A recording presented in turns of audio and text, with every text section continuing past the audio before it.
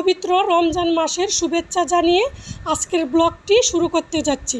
Hello everyone, আসসালামু আলাইকুম।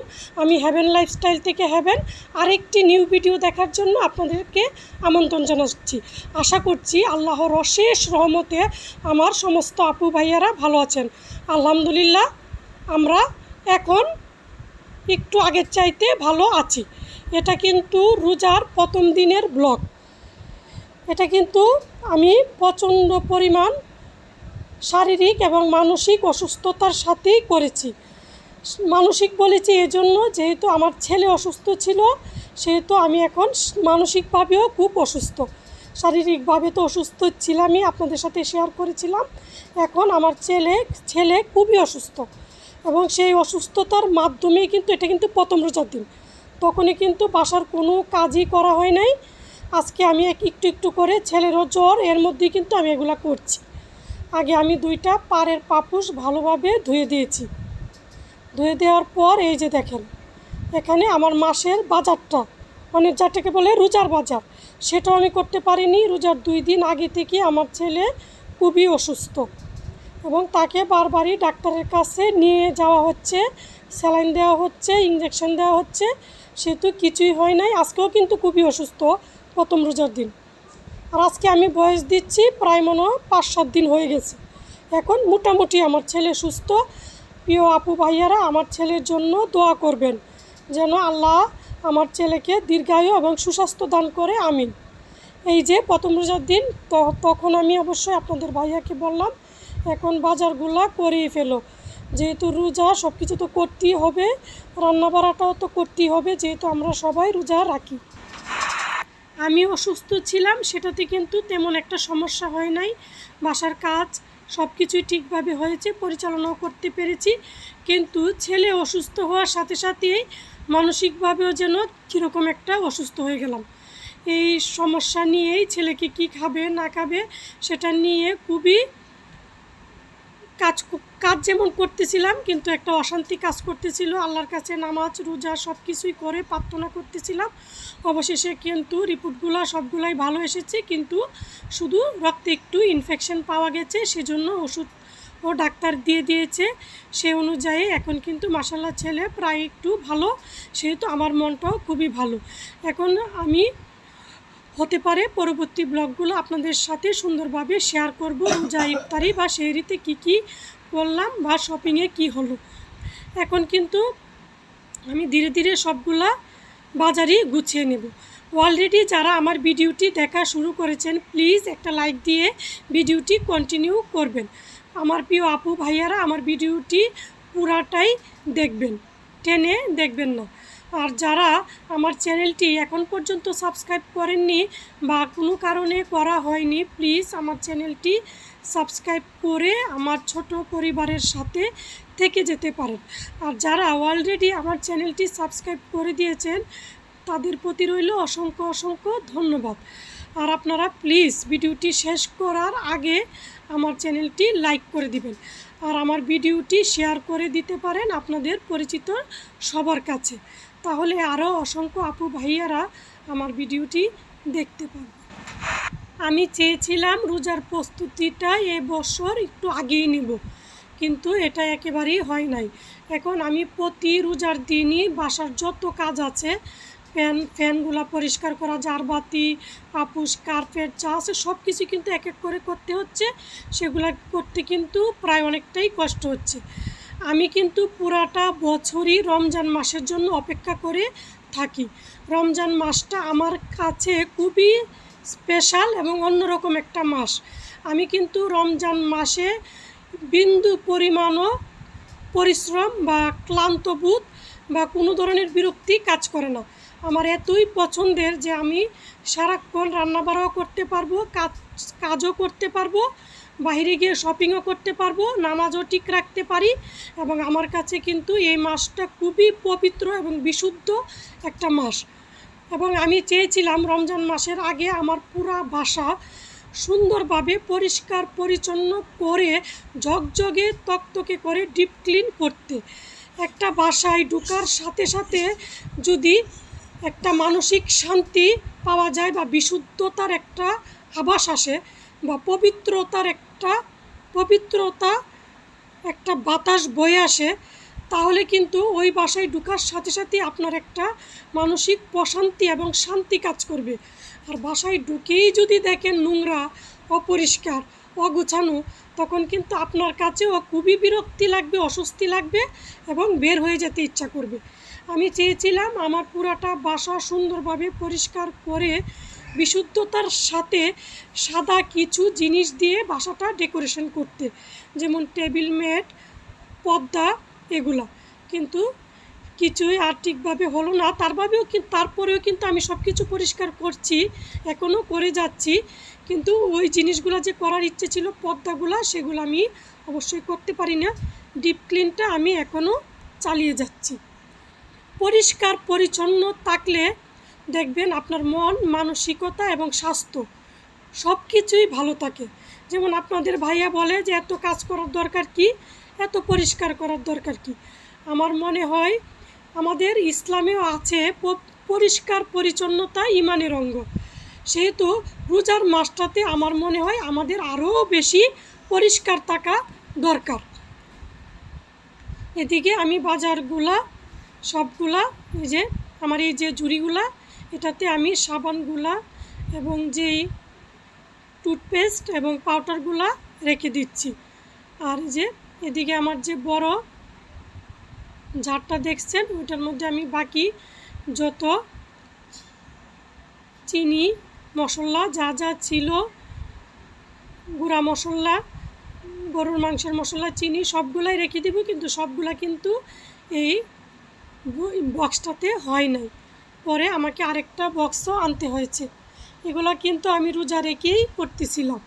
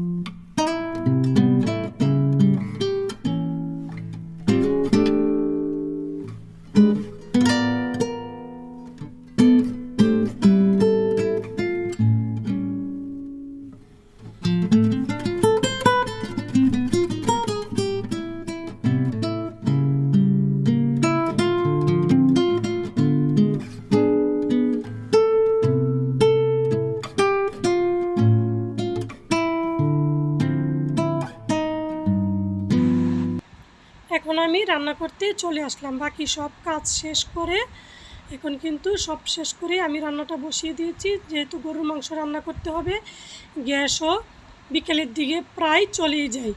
সামান্য একটু গ্যাসেই পরে ইফতারিটা করতে হয়, যেগুলা বাকি থাকে। তাই বড় বড় রান্নাগুলো এখনই শেষ করে ফেলতে চাচ্ছি। এখানে আমি পেঁয়াজটা ভালো করে ভেজে নিয়েছি। তারপর আদা বাটা, রসুন বাটা, পেঁয়াজ বাটা, এগুলা দিয়ে আমি কিন্তু অনেকক্ষণ সময়ই একটু নেড়ে নেব। তারপর আমি এক এক করে বাকি মশলাগুলো দিব। আমি কিন্তু এখানে গরুর মাংসটা রান্না করব। আর এই যে এদিকে আমি গরুর মাংসটা কিন্তু ধুয়ে রেখেছি চালনার মধ্যে। আজকের মাংসটাই কিন্তু হাড় বেশি ছিল, যেটা হিসান তো একদমই পছন্দ করে না। যেহেতু সে অসুস্থ ছিল, বলছিল গরুর মাংস রান্না করলে একটু খাবে। পরে কিন্তু সে আর এই মাংসটা খেতেই পারে নাই, যেহেতু হাড় জাতীয় মাংস ছিল। এই যে এখন আমি দেখেন সবগুলা মশলাই দিয়ে দিব। জিরা গুঁড়া, ধনে গুঁড়া, হলুদের গুঁড়া, মরিচের গুঁড়া, সবগুলা দিয়েই কিন্তু আমি একটু পানি দিয়ে কিছুক্ষণ কষিয়ে নিব মশলাটা। আর এদিকে আমার ছোলাটা কিন্তু ভিজানো আছে, এটাও আমি সিদ্ধ দিয়ে দিব। আমি কিন্তু পুরা রমজান মাসের ছোলাটাই একবারে সিদ্ধ করে নিয়ে নিই, তারপরে আমি বক্সে বক্সে করে রেখে দিই। এই যে এখন পানি দিয়ে আমি ভালো করে মশলাটাও কষিয়ে নেব।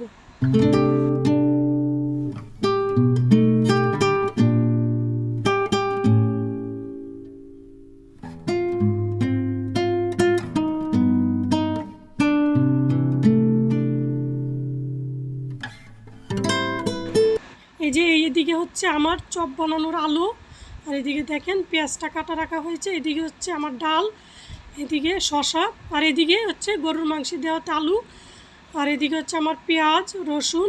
আমি কিন্তু এগুলাও অনেকগুলাই ব্যান্ড করে নিয়েছিলাম, প্রায় শেষের দিকেই চলে এসেছে, আমাকে আবার ব্যান্ড করতে হবে। এই যে এদিকে আদাটা, এটাও আমি করেছিলাম, রসুন, এগুলো সবগুলো। আর এই যে দেখেন আমার এই মশলার প্লেটটা কিন্তু আমার খুবই ভাল লাগে, এটা কিন্তু আমার আপুর কাছ থেকে আমার শেখা।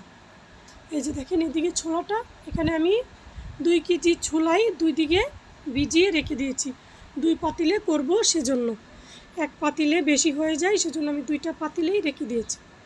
আর এদিকে আমি দিয়ে দিচ্ছি কালো বোনার মশলাটা, সেটা দিয়ে আমি গরুর মাংসটা রান্না করব। এই যে আমি এখন মাংসটাও ঢেলে দিচ্ছি, আমি কিন্তু এখানে 2 কেজি মাংস পুরাটাই রান্না করে নিচ্ছি, যেন আমাকে 2-3 দিন আর রান্নাটা না করতে হয়। এখন আমি ভালোভাবে, আমি কিন্তু টমেটোর যে পিউরিটা সেটাও দিয়েছি, আমি কিছু টমেটো ফ্রোজেন করে রেখেছি পুরা বছর খাওয়ার জন্য, আমি 3 দিনই সেটা করেছি, ভিডিওতে অবশ্যই আমি একটু ক্যাপচার করে রেখেছি, পরবর্তীতে আপনাদের আমি দেখাবো আমি কিভাবে টমেটোটা ফ্রোজেন করেছি। এখান থেকে আমি কিন্তু 1 বক্স টমেটো দিয়ে দিয়েছিলাম। এখন আমি মাংসটা ভালোভাবে নেড়ে চেড়ে সুন্দর করে অনেকক্ষণ কষাবো, তারপরেই কিন্তু আমি পানি দেব। আর এই যে দেখেন এদিকে আমি ছোলাটাও বসিয়ে দিয়েছি, ছোলাটা আমি 2 বারে করব, সেই জন্য অর্ধেক অর্ধেক করে দিয়ে দিলাম।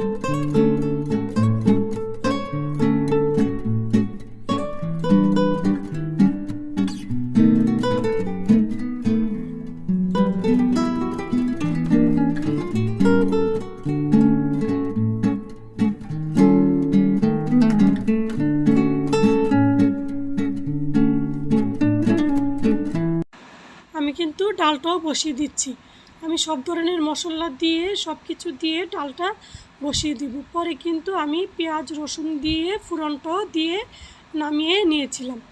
এখন আমি সব কিছু দিয়ে মশলা দিয়ে মানে বেশ পরিমাণ পানি দিয়ে একবারেই মেখে বসিয়ে দিব ডালটা বসানোর পর আমি আস্তে ধীরে বাকি কাজগুলো কিন্তু করে নিচ্ছি, বাসায় যে কাজগুলো গুছানো গাছানো বা পরিষ্কার পরিচ্ছন্নতার কাজগুলো সেগুলো কিন্তু করে নিয়েছি এক এক করে। একদিক দিয়ে রান্না করছি, বাচ্চা যেহেতু অসুস্থ তাকে ডাব স্যালাইন সবগুলোই দিতে হচ্ছে, জুস খাবার এগুলোও করা হচ্ছে, কাপড় টাপড়ও ধোয়া হচ্ছে। এই যে দেখেন আমার মাংসটা কি সুন্দর হয়েছে, আমি কিন্তু আজকে একটু গোলমরিচ এবং শুকনা মরিচ সরিষার তেলে ফোড়ন দিয়ে মাংসতে দিয়ে দিয়েছি। আর এদিকে হচ্ছে আমার বানিয়ে রাখা একটা মশলা।